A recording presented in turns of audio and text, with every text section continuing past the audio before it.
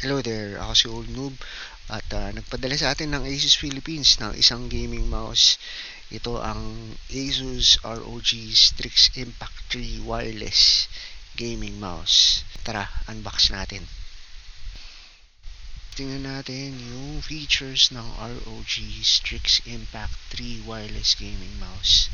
Meron siyang ROG Aimpoint optical sensor, no, with 36,000 dpi sensitivity. Tapos meron siyang ROG Speednova wireless technology, uninterrupted gameplay for up to 2,000 plus hours on ROG keyboards and up to 114 plus hours with ROG mice. Meron siyang ROG Omni receiver, which allows connection to a compatible keyboard and a compatible mouse through a single USB dongle with uncompromised performance.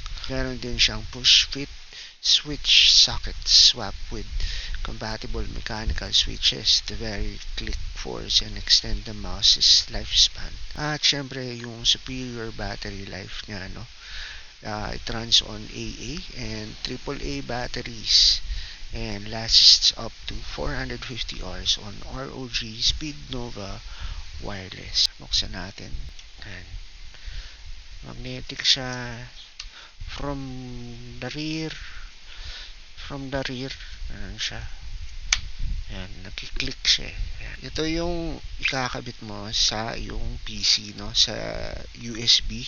Trying the ROG Strix Impact 3 wireless gaming mouse right now, so let's see how this performs here while I play Valorant.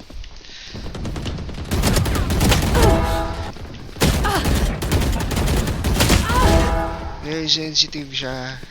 Yung pagpindot mo kagad, nag-register siya kagad dun sa mouse, so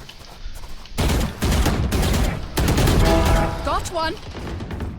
check it out.